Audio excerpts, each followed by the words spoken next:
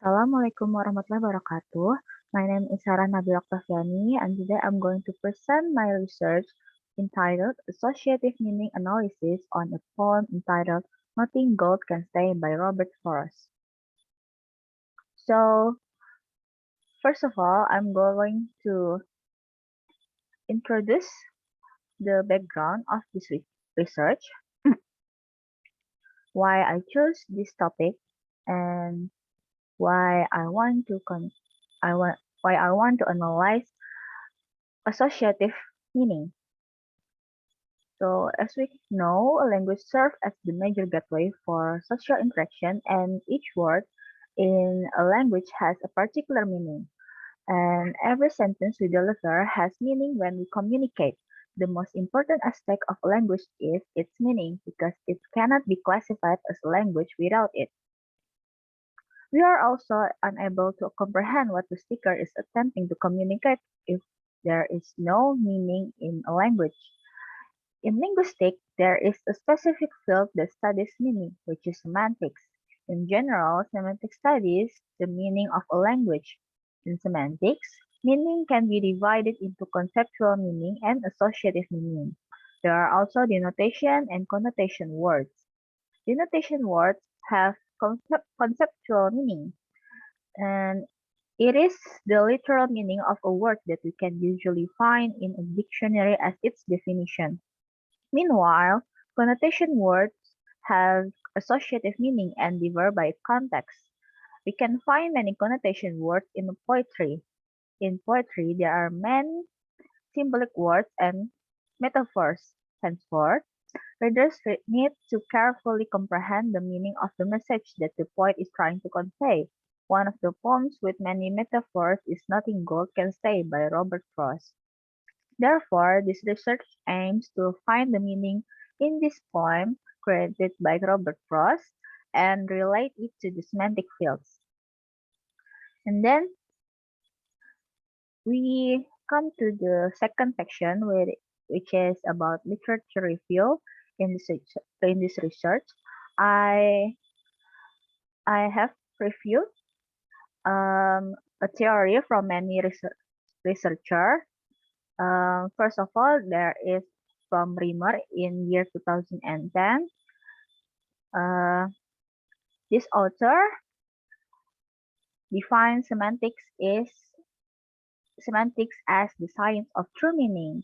The author compares a language without any meanings is like lungs without oxygen. In addition, meaning is equally essential to the experience of using language because language loses one of its most essential elements if it does not express meaning. And then for the second author, there is Ullman in the year of 1957.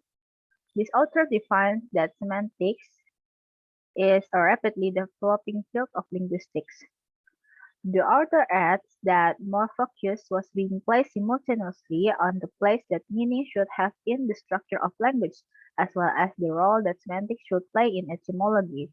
Moreover, it can be inferred from a variety of sources, including logic and rhetoric. And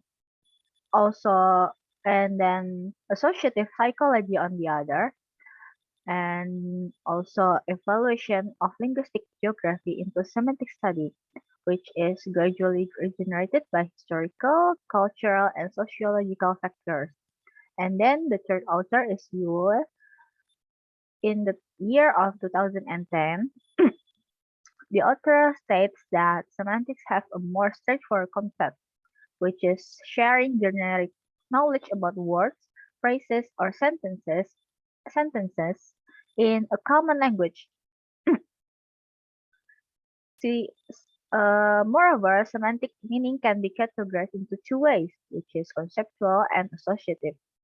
Comprehending the meaning of the components communicated by a word is similar to understanding the meaning of conceptual meanings, as defined in a dictionary. Meanwhile, the associative meaning is related to the connotative meaning of an object or word, where each individual's perspective may differ. And then Lastly, there is Rao from the year of 2017.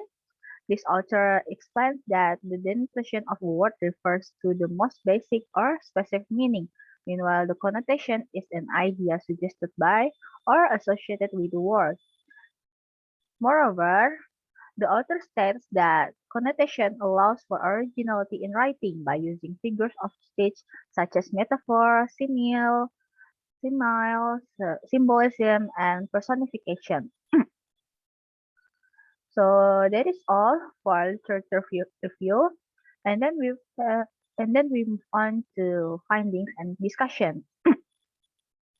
So this is the verses from the poetry.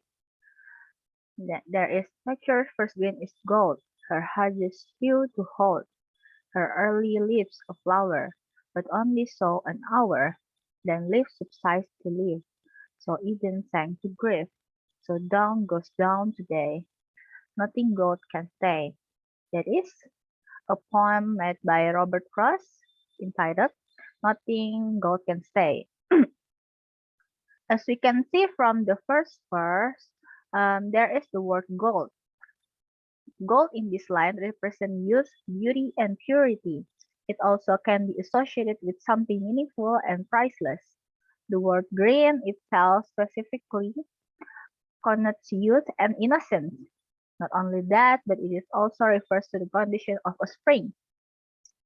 Spring is the beginning season of a year, therefore adolescence, which is a person's young age, equals the first bud of spring. The metaphor in the first line implies that the adolescence is like gold, they are beautiful and precious.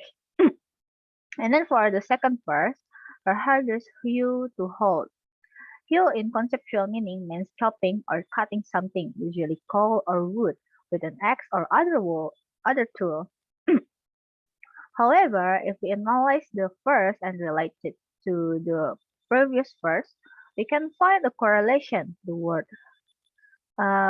can see the word her is refers to nature from the previous verse. The word nature is considered a feminine object which refers to Mother Nature. That is why it uses a pronoun her. Since the previous verse talks about beauty, then in this verse, the thing that is the hardest hue to hold is the beauty. This verse is a metaphor that beauty is hard to maintain because it will fade as we get older. And then move on to the third verse. Her early leaves a flower. Again, the word her in this verse is related to nature from the first verse. The phrase her early leaf is also related to the first verse with the phrase first green. Therefore, it means that it is associated with a young age. When we see the word flower, we interpret it as something beautiful. Therefore, this verse is a metaphor that we look beautiful at a young age. Our condition in a young age looks beautiful. And then for the fourth verse, but only so an hour. If we analyze an hour, it is quite a short time. This verse is also a continuation of the previous verse, and we can conclude that it means that beauty only lasts for a while. And then for the fifth verse, then leaf subsides to leaf. From this verse, we can interpret that the season is changing from spring to fall because it said that the leaves are starting to fall in the word in the in the sentence, then leaf subsides to leaf. It also contains a metaphor related to the previous verses that the beauty starts fading because of the life cycle as time goes on. Then six for the sixth verse, so Eden sank to grief. The word Eden is related to the afterlife. As life goes on, people are getting closer to death. It can also be associated with something beautiful, like flower from the third verse. If we associated it with the previous verses, that we can conclude that person that that person is getting sad because their beauty is starting to fade, which is related to the word grief. And then for the seventh verse, so dawn goes down today. Dawn is related to the cycle of a day, which means the transition from evening into night. The previous verses talk about beauty, related to the cycle of life. If you relate it to this verse, the word dawn is also associated with the cycle of life. In a day, dawn is closer to the night, which means it is close to the end of the day. Therefore, we can conclude that this verse tells that that person is closer to death, the person in this poem. And then for the last verse, nothing gold can stay. This verse is a symbolic reference to the idea that no beauty can last forever, which implies that the world's nature and Eden from the first and sixth verse as metaphor of cycles of life and death. Therefore, this first meaning is that life and youth are beautiful but not eternal. They will eventually end. Then that is all from the findings. And then for the last one is conclusion. Um, in conclusion, the poem by Robert Frost entitled Nothing Gold Can Stay has many associative meanings. From the verses, I conclude that this poem talks about beauty and youth as something meaningful to every person, but it will not last forever and will gradually fade as life goes on. So then okay, and then this is the references that I used for this study, which is also from the literature review. Okay, that is all my presentation for my research. It's the end of the presentation. Thank you very much for watching. Wassalamualaikum warahmatullahi wabarakatuh.